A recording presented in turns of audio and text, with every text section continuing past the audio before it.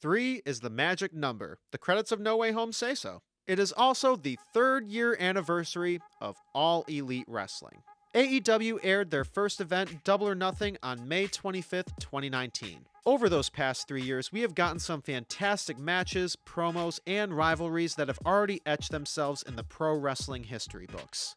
And with the 3rd anniversary celebration on Dynamite and Double or Nothing already happening, I thought it was a good time as any to look back at some of the greatest bouts over the last 12 months. I'm Duke from Duke It Out, and here are my top 10 matches from AEW Year 3.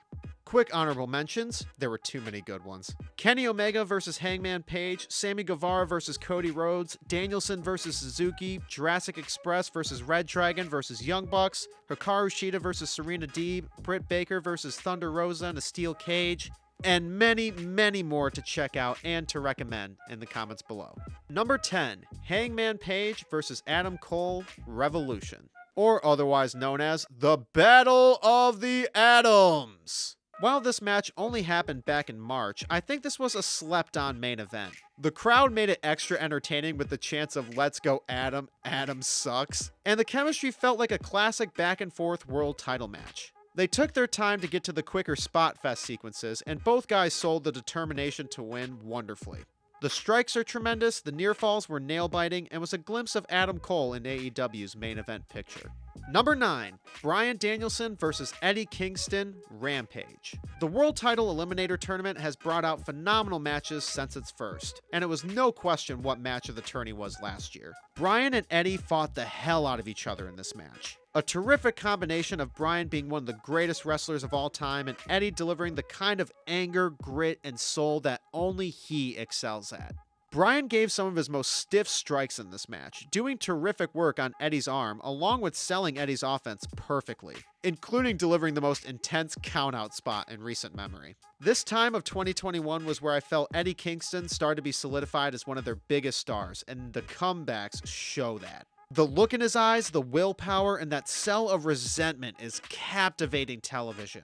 It told the story of Eddie being one of their most enthralling performers but couldn't yet get the big win, which led to the amazing feud/matches with CM Punk and Chris Jericho. It also shows that while Dynamite delivers some classics, Rampage will sneak on you with some greatness too. Speaking of which, number 8, Jon Moxley vs. Wheeler Yuta, Rampage. Many could say that Blackpool Combat Club is the best thing in wrestling right now, and I more than agree. Moxley, Danielson, and William Regal is a dream team, and it adds more meaning to them looking for the younger talent that are really trying to be on the same level as they are.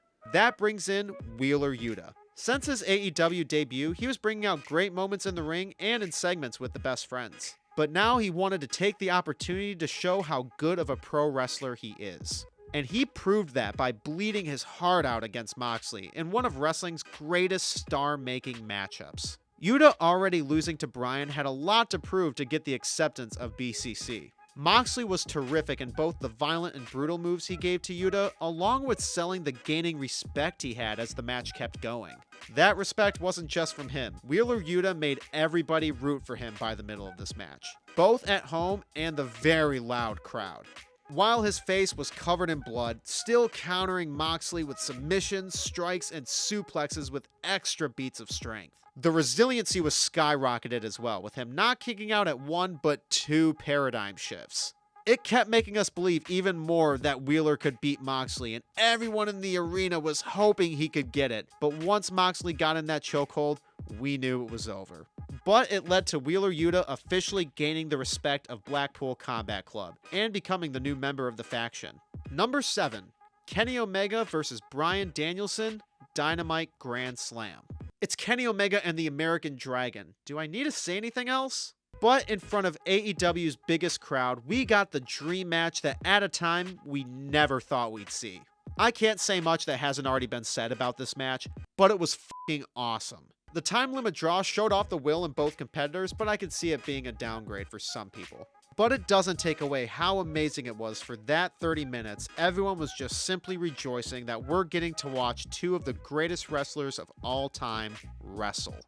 Number 6, CM Punk vs. MJF, Revolution. The second ever dog collar match for the promotion, and it fit to AEW's greatest feud. CM Punk and MJF had built up to this match with some of the best back and forth promos of the decade, and a great TV match where MJF beat Punk in Chicago twice in one match. The brutality of the stipulation was very necessary for this story, with the reality blurring every week beforehand. MJF immediately capped it by trolling Cult of Personality, which then made CM Punk walking to Miseria Canter even more amazing. The crowd singing along with it really gave me chills. Plus, Punk wearing the same looking gear in his dog collar match with Raven at Before Dishonor 2003 was an incredible touch. Then once the match began, they really beat the hell out of each other.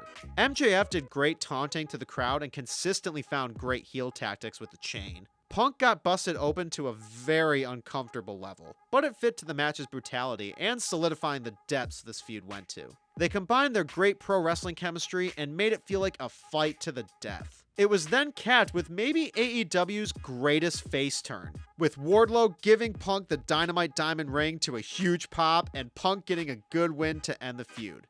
For now. Number 5, FTR versus the Young Bucks, Dynamite. While we did get a phenomenal match between them at Full Gear 2020, this was the first Young Bucks FTR match in front of the big crowd that they were meant to perform in front of.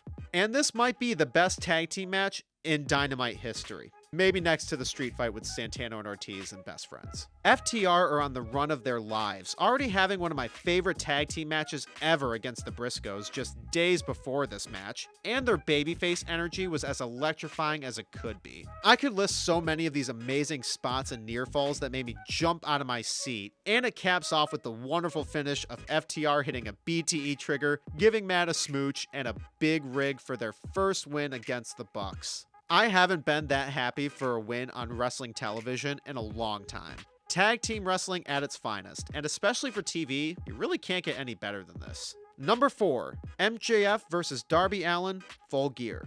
With such an amazing card going in, I really underestimated this match. And not only is this the near perfect definition of an amazing show opener, it's two talents that are half of AEW's original pillars, showing off how far they've risen to stardom since AEW began. The chemistry between the two lit up more and more as the match progressed, and it had a mix of spots that looked more choreographed, but some sequences that just show off straight up talent and athleticism. It was neat how they both had to change their usual style to one up the other. Darby handled a lot more with quick grappling than usual, and MJF really had to get more creative and brutal with his moveset. The near falls were all captivating and also contained the perfect amount of silliness with the 30-second roll-up spot. An opening to a pay-per-view establishing AEW as a promotion that creates new stars along with wrestlers containing previous star power. Fantastic work by both guys, and the headlock takedown finish was an amazing touch to a bout that felt like classic wrestling containing the wild moves that the business has contained since those days. Number 3, Kenny Omega versus Pac versus Orange Cassidy, Double or Nothing. AEW's first pay-per-view in front of a full crowd since Revolution 2020, and that packed Daly's Place got to witness one of the best triple threat matches in recent years. Kenny was on top of the world at this point, holding the AEW, Impact, and AAA World Championships. And he gave a phenomenal performance in this match, both from great ring work and nailing the scoundrel heel spots. Pac was brilliant, combining such brutality to his aerial moves, and the timing in his spots were top-notch. But Orange Cassidy really delivered here. The lazy gimmick has been one of the funniest things in wrestling, but he showed in this match that he's a really good wrestler. The double Hurricane Rana got a huge pop out of me, and getting so many shining moments that I thought they were going to give him the world title. It also had the nice traits going back to both of Pac's feuds with Omega and Cassidy, and with these wrestlers being so differential from one another, somehow made almost every bit of the chemistry shine. Great wrestling, terrific character build, and has been one of the most rewatchable AEW matches. Number 2, Hangman Page versus Bryan Danielson, Winter is Coming. If you prefer the rematch between these two on the TBS debut of Dynamite, I understand. Not only with the match also being brilliant, but the fact that it also has a winner.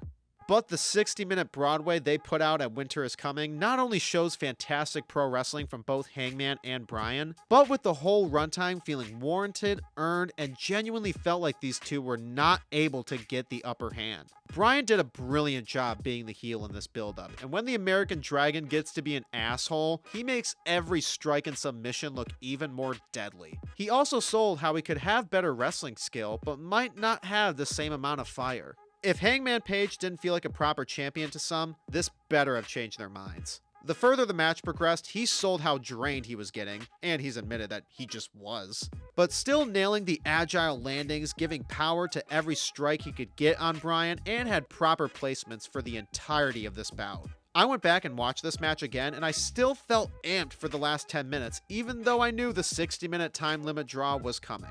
That's how you perform a World Championship Classic. And number 1, the Young Bucks versus the Lucha Brothers, All Out.